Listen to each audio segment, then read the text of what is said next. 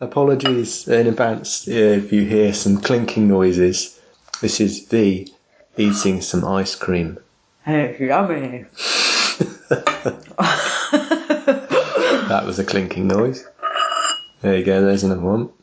Anyway. I'll be finished in a minute, folks. We thought we'd do another recording because we don't have the internet and we're bored. And the reason we don't have the internet is because we've moved from our flat into a house and we haven't got the internet set up yet because collectively we are disorganised. No, that's M's job. No, but we're not organised. No, I'm not. Right, we could do better at organisation. Our organisation skills are lacking. The reason our organisation skills are lacking, ironically, is the presence of the internet. Because obviously, if we had nothing better to do, then we'd spend our time deciding what to do, rather than consuming or information all day long. It's something that I don't think either of us like to admit to, but it's true, and I've noticed it when it comes to things around the house as well. Oh, yes. And this is a big admittance, doing things with my children. How do you mean? Like playing games with them. Yeah, exactly. Which is an awful thing to say, but it is true. They don't have TV. Yeah. So now we've got some board games. We decided it was bored as in B-O-R-E-D. Yeah, bored. Bored shitless. That's why we have them. So it's amazing just how much media, TV, internet is actually occupying our time. And imposes on our life, yeah. So why have we moved, V? I think there were many reasons, but my main reason for wanting to move from a flat to a house with a garden was the garden. And we're the parents of 2 young children, and I felt deep down that they were missing out on something, not being able just to go outside and dig in the dirt and play, and find bugs and get dirty. And I felt that is something that's hugely beneficial to a child. Possibly it's because that's how I spent most of my childhood. So I felt an element of guilt about not being able to give that to them in a flat unless I went out with them, in which case it was more kind of structured anyway. And they didn't have a chance just to sort of do things, explore, be curious, the way a child who can go outside is able to do. And that was my main reason. There are other reasons to do with, the condition of the flat, maybe, but that's it, really. That was the biggest one. How about you? Well, I wasn't bothered about where we lived. But going back to what you were saying, I want to, take from what you're saying is basically translate it into generalised terms. You basically are saying, I want children to be able to roam about and do what they want outside. As much as I can allow them to do that, yeah.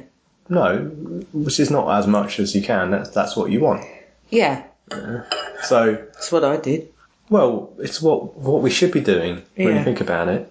And so you want to live in a society, in a culture, which allows that to happen, don't you? Yeah. But we don't. Because we're still compartmentalised, aren't we? In a box. It's just we changed the shape of the box. And now this box has got a fence around it rather than a wall around it. And so really, your natural instinct is correct.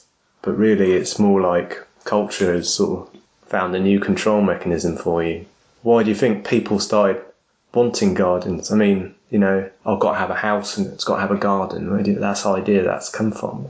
That's a cultural thing, isn't it?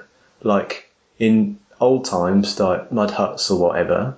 Well, everything was a garden, wasn't it? Outside, it wasn't a such thing as a garden. Didn't have little oblongs of land, did we? Plant, I don't know, weird and wonderful plants from around the world in there.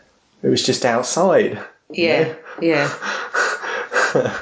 And that's kind of, we're animals basically.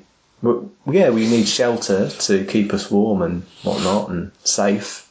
Yeah, but animals don't spend all their time inside, and so sitting in a flat a lot of the time was quite mind bending and psychedelic.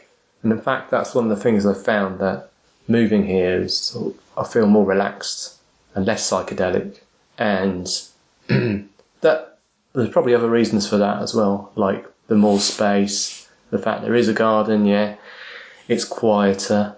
That's a big thing, I think, the fact that it's quieter. Because we used to live in a flat which is in the centre of a town, and there was a lot of noise from the road and the people outside.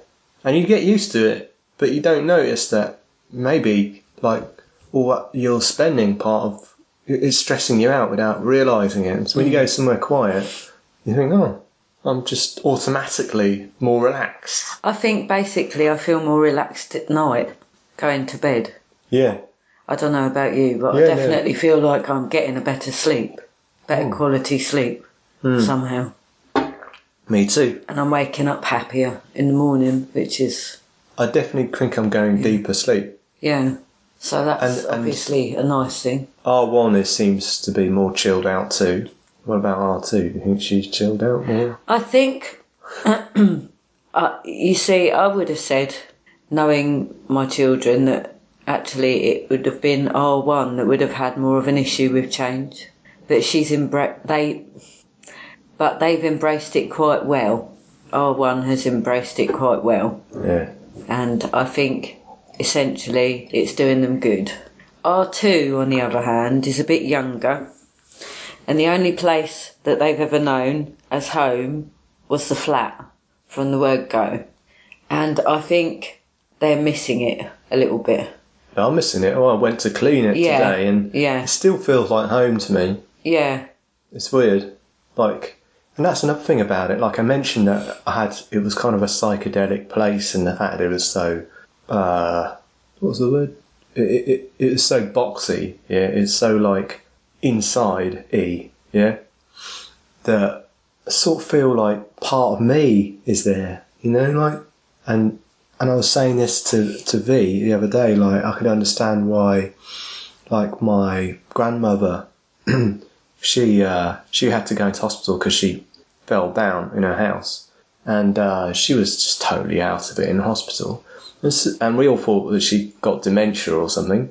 No. And as soon as they got her back home, she was just back to normal, and it was weird. It was very weird to see that. Yeah. No, actually, she didn't go home, did she? She went... I think she did briefly, but it was briefly, and then she was taken to a nursing home type place, wasn't she? Yeah. Because she was finding it hard to cope, well. Yeah. Anyway, my point is that I feel like maybe like some of the things that you do habitually are triggered by your environment and you don't realise it, and then as soon as you sort of move to a different environment, those triggers aren't there anymore, and therefore your personality changes. Yeah. So your personality could be dependent on your environment. Yeah, it does bring up a lot of questions like that where I actually feel different just being in a different environment. Yeah. I'm inclined to think, although I do miss the flat and me being in it, because, it's got quite a few memories in there. We lived in there for 4 years, and, our family got bigger in there, and I think I will miss it. I will be sad to say goodbye to it.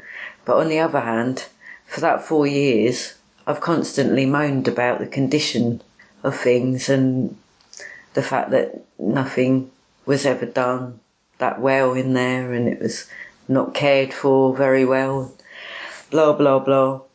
And I spent many months now trying to find another place to live in. And so it's kind of a contradiction, like, why am I sad to say goodbye to it? That's what I wanted, kind of thing. But it is the memories of the place. And I was saying to V as well, back to the sort of idealistic worldview, like nomadic people, they must have like a greater capacity to adapt to things mentally, just simply because their environment's changing around them. And so essentially it's a good thing, isn't it, to keep moving? If my personality is affected by my environment, then then I might need, you're going to need some mental flexibility to be able to keep moving. And it seems would lead to a natural kind of, it's like a substitute for meditation almost. Like, another aspect of the move is that just discarding lots of things as well and getting rid of stuff. And that's the kind of minimalist sort of meditative thing that we're doing there. And it's almost like a natural meditation is moving, isn't it? Not moving, but travelling and just not cleansing oneself of crap. Like the actual moving from A to B is spiritual. It feels that way. Yeah, and like if you look at ancient cultures, you can see sort of evidence for that type of idea, can't you? Because you look at things like Nazca lines, which were clearly walked along for some kind of spiritual significance. And you look at places in this country, like in the UK, we got like Avebury and Stonehenge, and all sort of the idea is it's sort of the sort of processions and stuff like that. You're going between different places, and then sort of more recently ideas like about pilgrimage and stuff like that. So the concept is definitely there.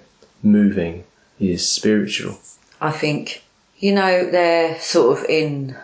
I was thinking this today, in modern culture, there's this kind of attitude that children need stability and they need a safe place, and you should stay there and you should lay roots down, and I was thinking, actually, I'm not sure if that's correct.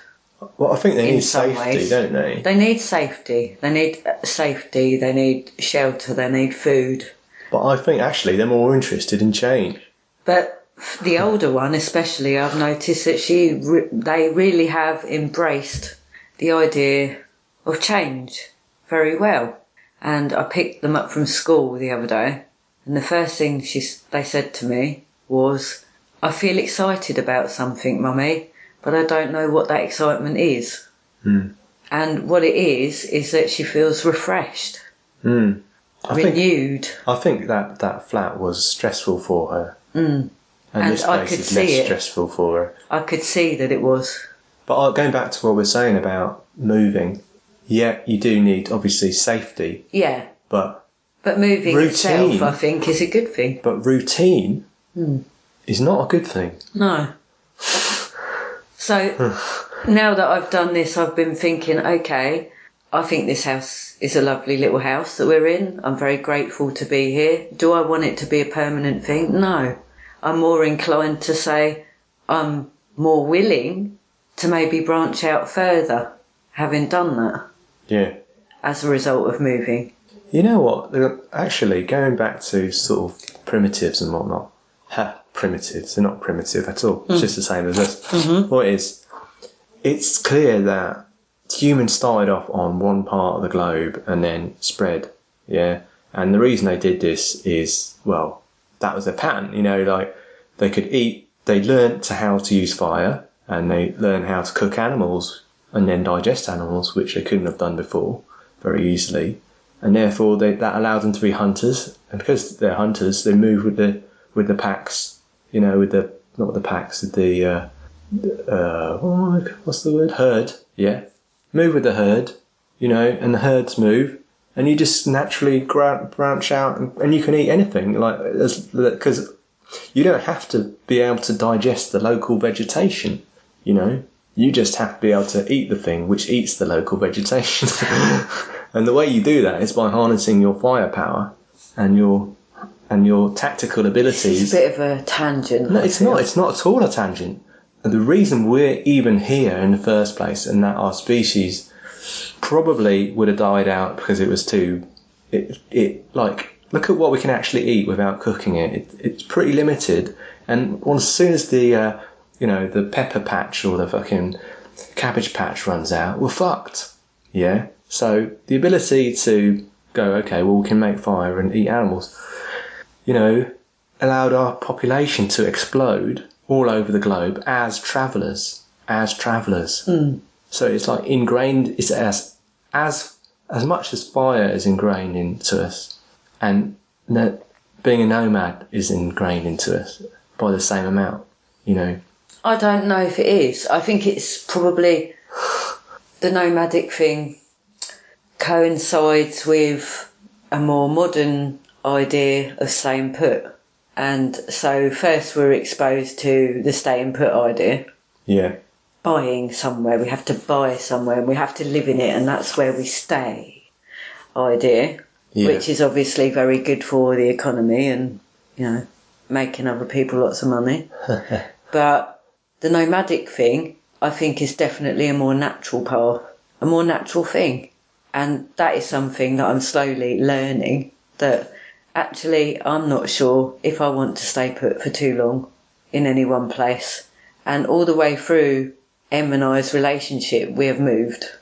Yeah. And we've had different experiences and we've been at different points in our life in different places. And some people might think that that's a burden. But actually, looking back, no, I think it's moulded us both in a way. And it's funny what how... is a burden is having loads of shit too. Yeah, exactly. But I don't feel that it was too bad this time, considering we do have 2 young children. No, we did it all in 2 van loads. Yeah. So that's pretty good. No, that's not true. 2 van loads and a couple of car loads. Yeah. But so that's not bad for a family of 4, I feel. But what was I going to say? So the way I see it throughout the years is every time we move, every place we live is like an era, a certain part of our relationship. I like that idea.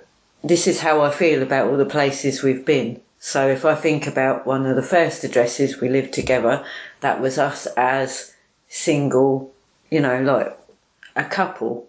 And then the next place we live, and that's where we were married when we lived in that address.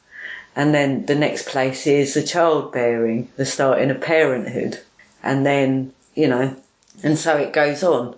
And that's kind of how I feel. And actually I think the reason why the flat has played... might be missed more than some of the other places is simply because we stayed there longer.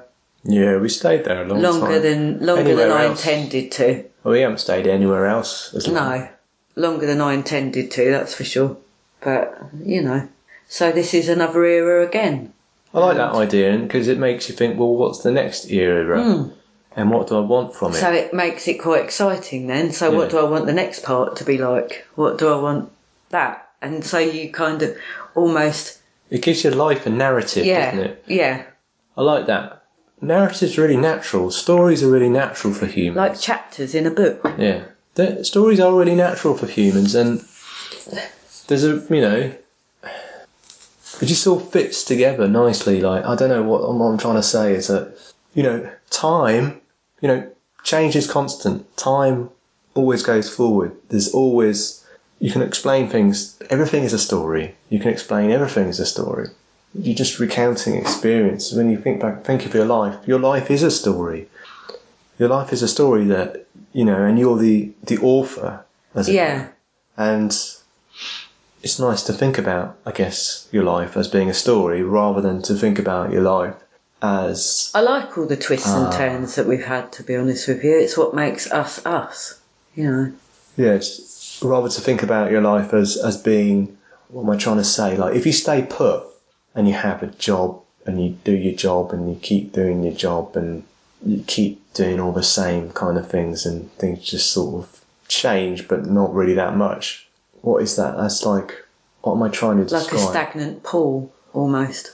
Things get stagnant. Yeah, it is stagnant, but that's not the word I was looking for.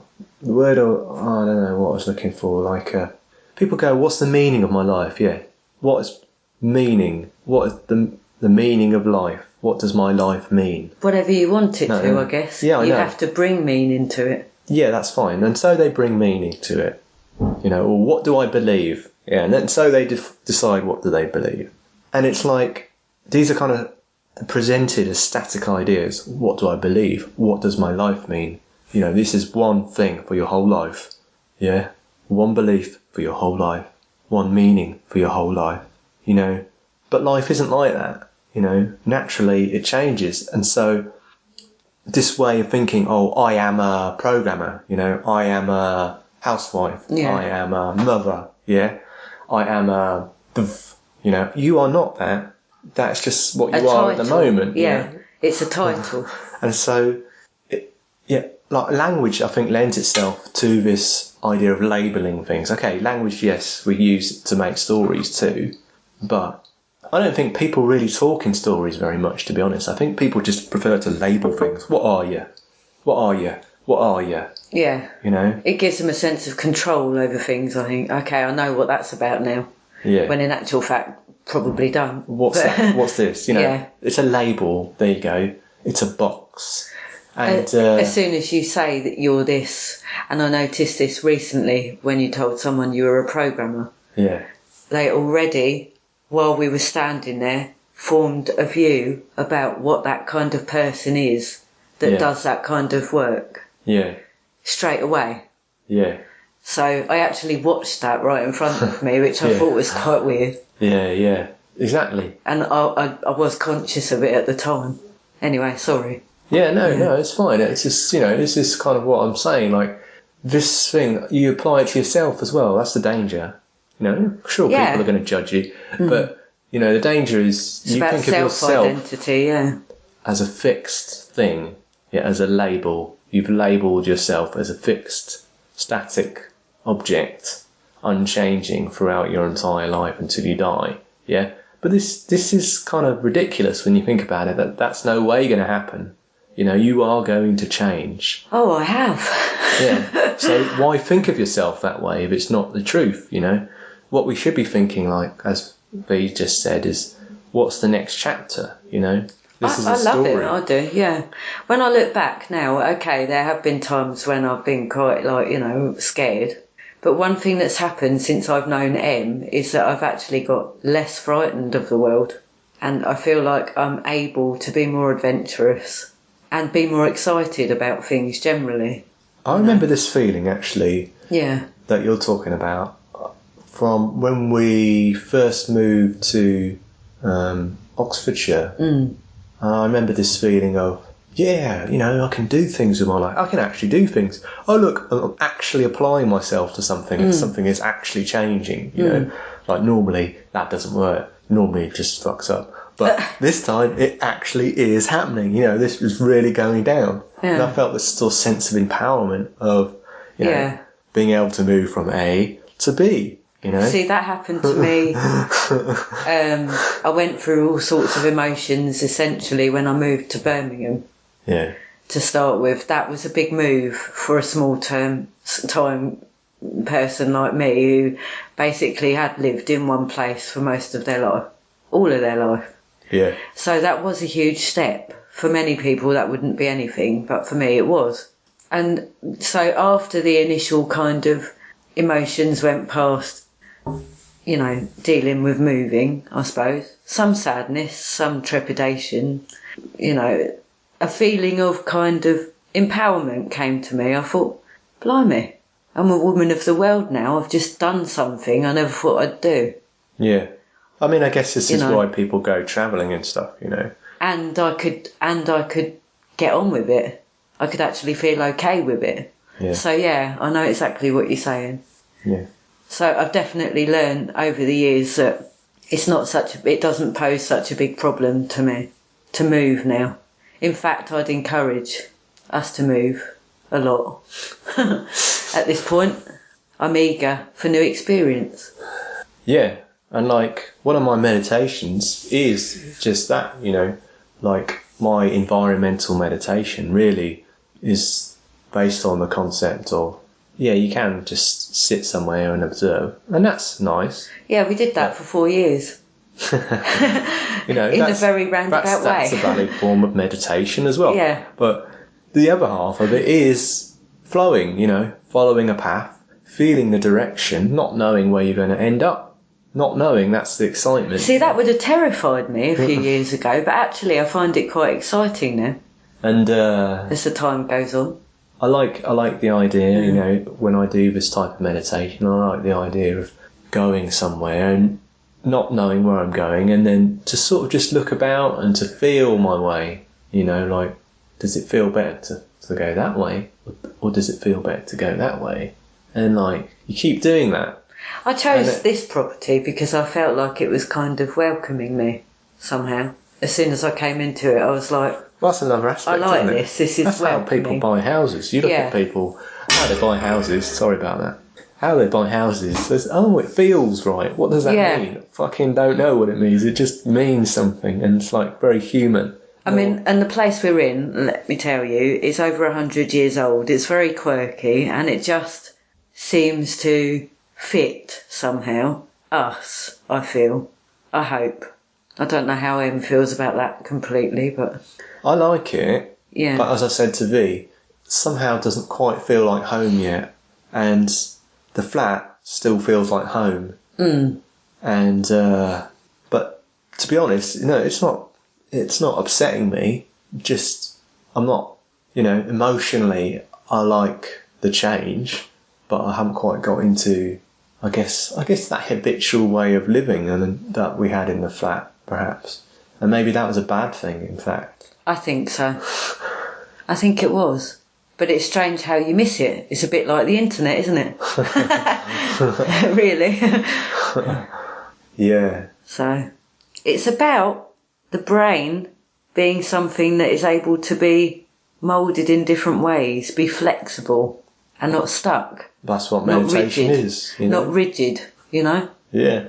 And it's very sort of in our lives at the moment. It's something we're actually feeling and discussing. So there's some interesting concepts that are coming up for me, really. Yeah. But as I said, I think there's part of my personality which hasn't come with me. Or at least it's gone dormant because I'm in a new environment and nothing's triggering it anymore. And that sort of disturbs me a little bit, to be honest. It's like I don't miss it, but it feels a bit weird. You miss you in it, maybe. Yeah, I like that. Yeah, as I said, there's aspects to my being that aren't being triggered here, and I don't know why. What aspects? Well, one of the aspects is just don't quite, and this is going to sound contradictory to what, or maybe not quite feeling as sexual. Like, do you remember our room in that flat? That was, to me, wasn't a sexual environment. It was the fact that but I don't know, that it was like, it's like that would be just being in that room, thinking about being in that room, actually sort of would activate me sexually. Do you know what I mean? Really? Yeah. And like being here, sort of acknowledging the fact that I'm not actually feeling it as sexual, but then thinking, I better sort of maybe like try a bit harder then to see, because I feel like it feels bad for me to sort of lose that kind of drive that I had. Just, you know what I mean? Like, I think basically we're just unsettled at the moment, and if you give it time, that might change. And I think maybe like being in that flat today made me feel sexual again. That's why I came back here and was like suggesting, that I wanted to do it again, even though we did it last night. And it's so... You see, this is how sort of, what's the word I'm looking for? Filters a lot of stuff. It's through a sexual filter, as it were. Like, he is very much connected to that part of himself. Yeah, it's like I've lost a little bit that connection. It feels weird. Well, you'll get it back, though. That's what I'm saying. Embrace the change. Well, yeah, I am embracing the change. Don't grieve what's happened. Just embrace that. I'm not grieving it. I'm just saying, like, that's one of the ways that I feel different. Yeah. And we had that sort of mandala up, didn't we? I've got that. Maybe we should put that back up tomorrow. And it was red, and the bed's clothes are red, and the room was all cosy. Yeah, it was very nesty. And, it was soundproof to buggery, and shit, no one could hear you. The walls were 10 metres thick, whereas here, you can hear the neighbours, they can probably hear us. And, Actually, I did think about that last night. Yeah. I was aware of it. And so, like, that doesn't bother me so much because I reckon I'm a little bit of an exhibitionist. But it's a change, and it makes you. It's the whole thing. It's not just that one thing. It's the whole thing of that sort of love nest not being present, and like that's one of the triggers. I think, like, because we've done it so much in that room that that's one of my triggers is not there anymore. That bedroom is a trigger. The whole flat is a trigger as well because it has the bedroom in it. Whereas here, it's like it's much more calm and sort of spiritual and peaceful and happy, but it's not as dirty and sexual, And I guess I don't know whether that will change, whether it will come back, but that's how I feel. Why would it come back completely the same? That's what I'm saying. Sure, it's a change, but embrace that change. Say, okay, let's see what happens with that. Like everything else we were saying about, moving. Yeah, I'm embracing and being excited about the change and how, all the things that should sort of go into the sexual side of things as well, shouldn't it? I'm embracing that change. I am. It's just going to take me a while, I think, to That's adjust. right, yeah. Like it will us all, But I like really... we have had sex here twice now, so... But I really don't think it's a bad thing. And it was good sex, wasn't it? Yeah. Different, strangely. Yeah. I don't know. As I said, it's not... Like, I felt more relaxed and just more calm about it since being here. Whereas in the flat, it would be more like... So then... tense, I suppose. There's like a tension to it, like a sexual tension. Whereas here, it's just sort of more flowy. Yeah. I don't know if that's going to carry on, but I'm still happy. Good. It's just weird. Yeah, I have noticed a difference in our sex when we're actually doing it, to be honest with you. And that just goes to show how much a place can change things, even on a kind of not that conscious a level, a subconscious level too. So yeah, that's one way it's changed. I get it. I do. I feel like this place is more social, like V was saying to me earlier, that she is feeling a bit awkward by the fact we're surrounded by people much more than in the flat. We were up high and we could look down on people and they didn't ever look up and see us. No. I think we kind of got used to that. And the walls were thick and we were just boxed in and there was no communal area at all. Yeah. And so we were in our own little pod, totally sealed off. Whereas here, things are joined up more. You can hear people and you can go outside and you can see people and you can talk to people. And, there's friendly neighbours. I just briefly spoke to the guy on that side. Forgotten his name now. Yeah, so, yeah, and we've spoken quite a lot to the crazy lady next door. Yeah. I'm not reserving judgment. Too much judgment at the moment. No, she's not crazy. She's just... Everyone's crazy, that's what I'm saying. But she's just obviously a little bit crazy. Whereas some people keep it well hidden. Yeah. She tends not to. Well, we're right next door to her, and that's the point. We can hear people, so... And she does have rather a loud voice. Yeah. So anyway, V is sort of feeling a bit... I like it, actually. I like being more social, I think. And V, I think, is probably less comfortable with that. Yeah, because basically, I think... I didn't realise it, but maybe I'm just not that social. And it's obvious, in the last few years.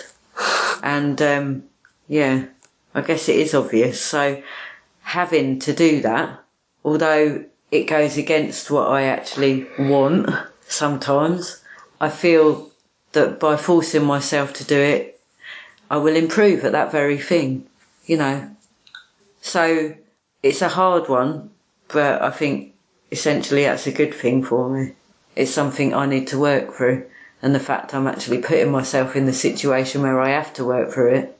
Well, you didn't think you were doing that when we moved? No. it's like the universe does give you what you need. You might not want it, but you definitely need it. Sometimes that's how it feels to me, that.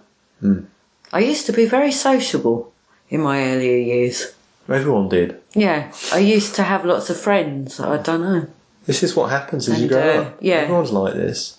It's the same story. I'll bet you And then anything. When you're in your teens, yeah, you got millions of friends, you know, you're all really social, we're all going out together, you want to get away from your mummy and daddy or whatever, get out the fucking even house. in my early 20s, really. Yeah, and that obviously carries on to 20s, and then what happens is you start trying to pair up, and inevitably this degrades social life. It does, because essentially all your energy is focused on another person. Yeah. And then the family comes along, so your energy is on them and that other person still, obviously. And you start having babies. And exactly. And, you know, by virtue of the fact that cultures, society is not organised in that much of a social way, you know, you just drift away. But I didn't realise how bad I'd got at being sociable. Well, I did kind of know, because of, like, you know, my oldest going to school and struggling with kind of interrelationships with other parents, as it were. And so I was aware that actually, but I don't know when that changed in me. It's really bizarre. So anyway, yes, I feel that actually that's probably something that I need to do. Have that social interaction forced upon me. So that I somehow learn how to deal with it again. How to do that again. I've forgotten. Yeah. Yeah, and I like people. I said it before, I say it again. I like people. I like people. I like the fact that no one's perfect. I like the concept of perfectly imperfect, and you know, diversity and all sorts of different types of personalities. And I like interacting with people. But obviously, just conditions is not always easy for me to do this. And again, I do have some kind of fear about it as well. As I think we're sort of similar a little bit in that sense. And basically, we've shut ourselves away too long. Yeah, mine's more like consciously I like people, but subconsciously I find it perhaps a little bit fearful. Yeah, I find it draining. Whereas V sort of a lot of the time just consciously does not like people. I find it draining, but I think that's got a lot to do with the kind of, synesthesia type thing. The fact that, and I think I've talked about this on these podcasts before, these transmissions, about how I feel that I take a lot of other people on board. You know what? Like on that spirituality group that I'm part of, there's loads of people that say that, I hate the holidays or whatever because I'm an empath, and empaths can't be around. No, I don't like that terminology though. I don't care if you don't like that terminology. That's what they're saying. I'm just reporting it, Yeah, but I'm not them. No, and can you listen to me? But what I'm saying is they're saying the same as what you're saying. They're just using different words. Yeah? It's going to start breaking down at this point, isn't it? No, but what I'm saying is, like, you're not alone. Yeah? I thought you were about to criticise that. No. You were thinking about it. No, not at all. I'm just saying that you're not alone, and that's what you've got to realise. So anyway, I feel that when I've always been the kind of person who, although earlier on I think I was more sociable, I've always needed kind of my own space as well. And so what's happened in recent years is I've had less and less contact with other people, and I've literally forgotten how to interact in a group. And when I try to be around a large group of people now, it stresses me out. I find it draining somehow to do that. And it's not that I don't like people, it's just that I can't seem to process it. She needs to go with the flow, I reckon. Yeah, that well. Like, all that stuff from other people does come towards me. And I'm like, I don't, So my reaction to that is to kind of go even more inward, or even be a bit fearful. I know what you mean. I think it depends on the group. Yeah. If it's intriguing conversation about topics that I'm interested in, not just chit chat, not just kind of the shallow level one-upmanship. Look, that's the draining thing. It's the peacockery of kind of small chat, I guess, which is basically the level that culture stays on. Yeah. On an everyday. But when you get into a conversation with people about stuff that, deeper stuff, then I'm fine with that. I like it. It makes my mind and brain work. But if you just listen to what you just said and translate it into slightly different language, which allows it to make more sense. Sorry. Yeah, probably not. It didn't make that much sense. No, I'm not criticising you. He is. It makes perfect sense what you just said. No one can fail to understand what you just said. My point is, though, by translating it into slightly different terms, it makes even more sense, right? And the different terms are, when someone's talking about something that interests you, like something deep, you're able to express yourself and what you think without holding back. Do you see what I mean? And that's what ties you. I'm just not interested in a lot of what the other stuff. ties you is holding back. Yeah. It's like, I really don't care what you're wearing today. I don't care. It's all just... How can I explain it? Not saying what you're thinking is tiring you out. So if you come along and someone's talking, I don't know, something you're not interested in, you can't just turn around and say, fucking not interested, mate, shut up. Yeah, because that would be rude. Stop droning on about your bollocks. Yeah, because that would be rude, obviously, Yeah, and that then I'm not interested in getting one up on someone else, let's put it that way, I don't care. Effort, and effort. It's an effort to keep my mouth shut. And effort drains you. Yeah. And that's what's draining about the whole experience, is that you're not able to just relax and be you. No. Because you're being put in a situation where if you did relax and be you believe that you would have a negative reaction. From other people, yeah. But that might not be true. That might just be what you believe. Yeah. I think some people would be open to it. In fact, I know some people are. Yes. Yeah. I mean, and this is another aspect, isn't it? Like, we can go up and look up all sorts of weird and wonderful David Icke shit online.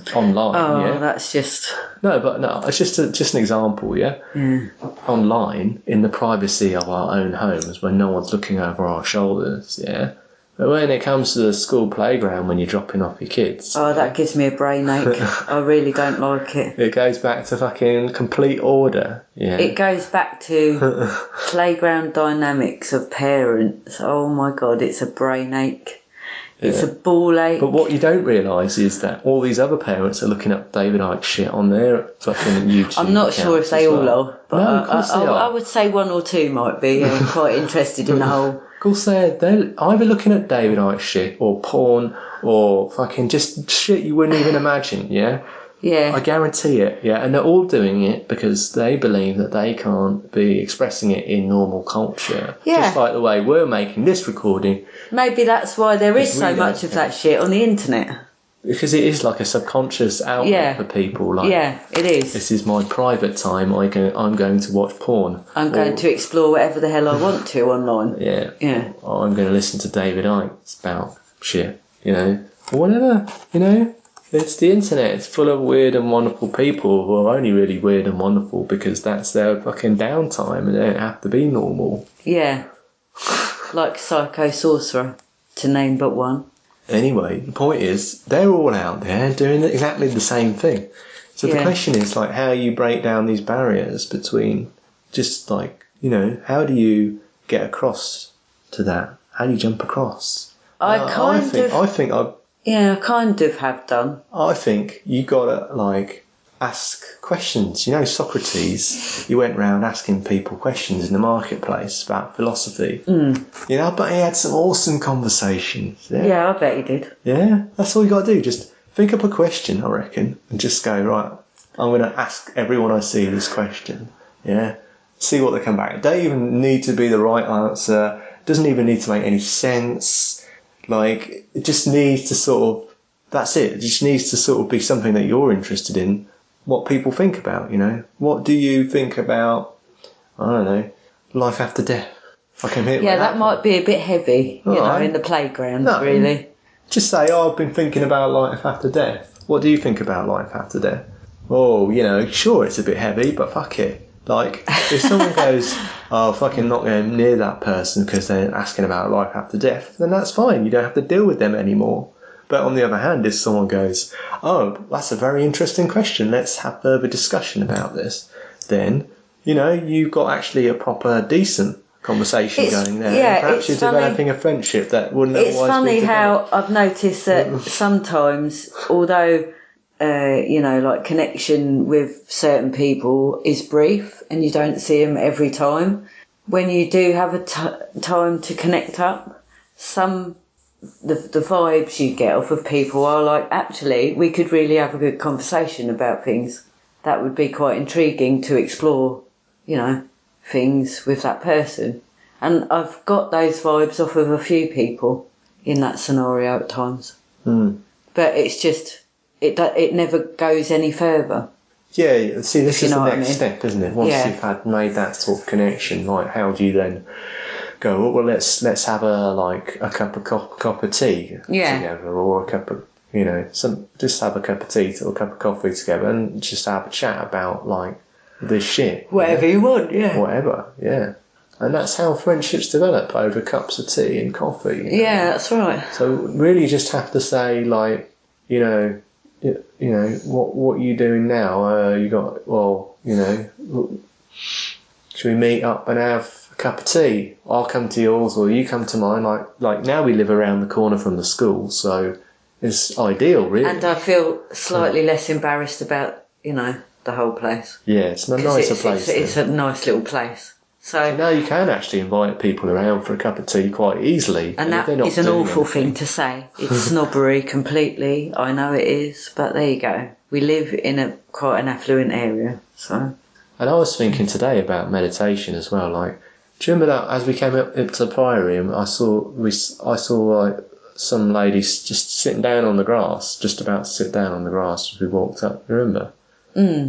Yeah. And I thought to myself, I bet she'd be interested in meditation. And I thought, yeah, she's probably doing meditation right now, sitting there. Or at least, maybe she doesn't know she is, but it's just like something she likes to do, sit under a tree or whatever, you know. So, like, and it sort of made me think about, like, that's why I was thinking about meditation when you asked me what I was thinking about. That's why I was thinking about it. I was thinking about, like, you know, I don't know if I really... Meditation's like, you can do it, like anyone can do it. It's not something you need to talk about particularly, you know. You can do it together or you can do it separately, whatever. And but I think like deep spiritual concepts, philosophical spiritual concepts and things like you do need to have a chat about together. It's like, it gets a bit stagnant just sitting there on your own, and you start thinking that you're the only person to have these thoughts. Which can't be true. It's not true. I know deep down that probably just about everyone I come into contact with has these thoughts or has thoughts of this nature, and they all think that they're the only person having them, so they can't possibly share them because it's a lot deeper than face level of conversation. Yeah. So I was thinking, like, what if I was just to say to her when she sat down there, oh, are you meditating? Are you going to be meditating? You know, and start talking about meditation then, couldn't we? You know, what is actually stopping me from doing that? You know, and just like promoting the idea more generally, just in any kind of context of being spiritual, might actually be not as hard as you might think. It's just a case of breaking through the ice a little bit, isn't it? What you don't want, obviously, what you don't want on the other side of that is come to my church. No, exactly. Because that's where all the other fucking people go wrong. You know, like, oh yeah, let's go to my church. Oh, I'm in a cult, and blah, blah, blah. People just get turned off by it.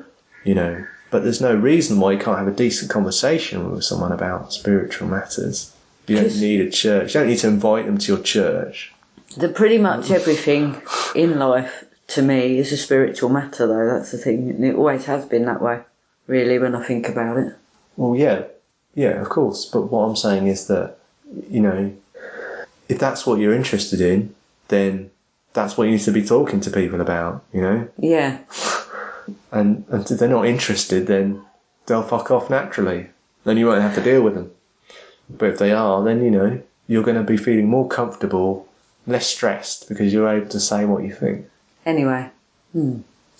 Alright, so that's enough for now. We've done loads. Yeah, we have. You're going to have some serious editing. You always say that and it always turns out fine. Alright, bye. Bye.